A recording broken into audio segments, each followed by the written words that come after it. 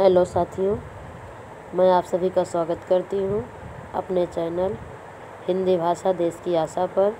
आज हम यहाँ पढ़ने वाले हैं कक्षा 8वीं की हिंदी, जिसमें हम दूसरी इकाई का देखेंगे पहला लेसन।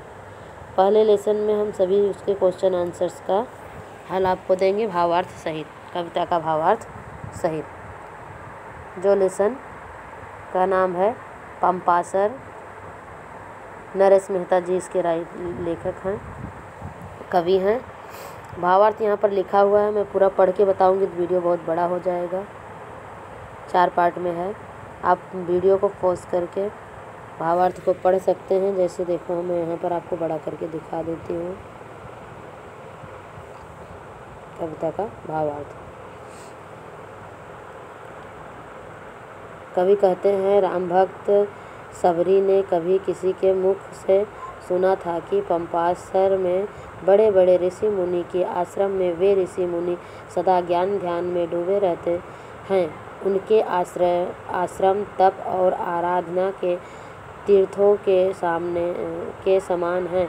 सबरी उन ऋषि मुनियों के दर्शन करने के लिए साल और सागौन के वनों को पार करके जब पंपासपुर पहुंची, उस समय सूर्योदय हुआ ही था। कोई ऋषि स्नान करने में व्यस्त था तो कोई स्नान के बाद ध्यान मग्न था। छोटे छोटे बच्चे यज्ञादि के लिए लकड़ियां एकत्र कर रहे थे। इस तरह से आप ये दूसरा भी पढ़ सकते हैं और यहाँ तक है। फिर तीसरा है ये, इस तरह से यहाँ कृति स्वाध्याय एवं उसके उत्तर स्टार्ट होते हैं। ये पद्यांश दिया गया है। साला और सागौन वनों को पार किया सबरी ने। यहाँ शब्दार्थ है।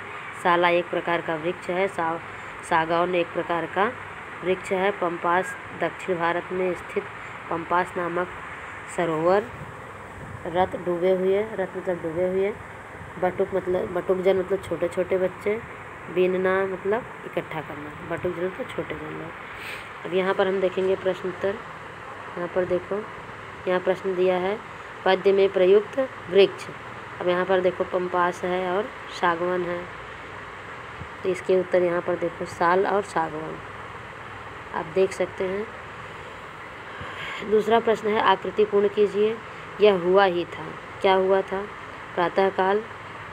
और दूसरा क्वेश्चन है सब इसमें रत थे, किसमें रत थे? स्नान ध्यान में। दूसरे क्वेश्चन यहाँ पर है, उनके उत्तर यहाँ पर है। मैं पढ़ के बताऊँगी तो वीडियो बहुत लंबा हो जाएगा, इसलिए मैं बस आपको दिखा दे रही हूँ प्रश्न क्या है, उत्तर क्या है। आप वीडियो को पॉज करके आंसर लिख सकते हो। अगर कोई परेशानी हो, अगर आपको पूरा पढ़ के चाहिए तो आप मुझे कमेंट कर सकते हैं, तो मैं फिर से बड़ा वीडियो बना के आपको दे सकती हूँ। देखो यहाँ पर प्रश्न है पंपास में प्रातःकाल में होने वाले क्रियाकलाप। अब उसके आंसर यहाँ पर देखो, कोई क्यारी छांट रहा था, कोई जल सींच रहा था। यहाँ पर क्वेश्चन दिया है, उत्तर लिखिए। तोते यहाँ चीखते थे, कहाँ चीखते थे? आम की डाली पर। अगला क्वेश्चन है हिरणों के खुर यहाँ उभर पड़ते थे, कहाँ? गीले आंगन में। इस तरह से अगले पेज पे देखेंगे। ये देखो,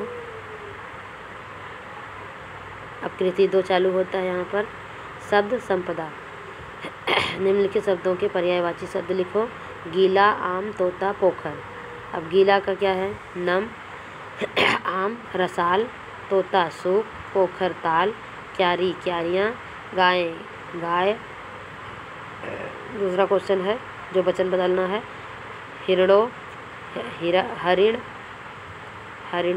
हरिण, तोते, तोता।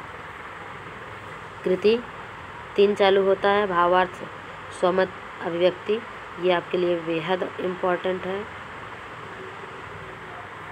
ये आप पढ़ सकते हैं, यहाँ से लिख सकते हैं। इसके बाद पद्यांश क्रमांक 3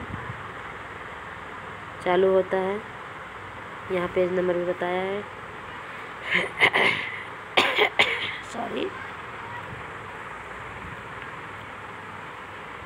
पे शब्दार्थ उसके, फिर आकलन कृति 1, फिर उसके प्रश्न उत्तर, आकलन कृति 1 के उत्तर लिखिए। यहाँ प्रश्न दिया गया है, इनके उत्तर यहाँ नीचे हैं। आप यहाँ पर पहले प्रश्न देख लीजिए, फिर इनके उत्तर यहाँ नीचे हैं। हरसिंगार और चंपा, विराट और वृद्ध, तन्मय, रसमय, ये सब इनके उत्तर हैं, ये देख लीजिए। इसके बाद अगले पेज पे चलते हैं। कृति 2 शब्द संपदा, उनके उत्तर, फिर भावार्थ पीछे का ही है, रिपीट हुआ है नहीं, नया है। फिर पद्यांश क्रमांक 3, फिर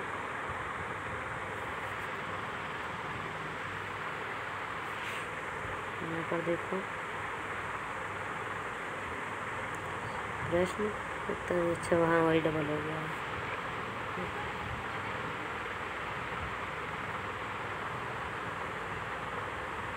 मैं आशा करती हूँ कि आपको दिख रहा होगा।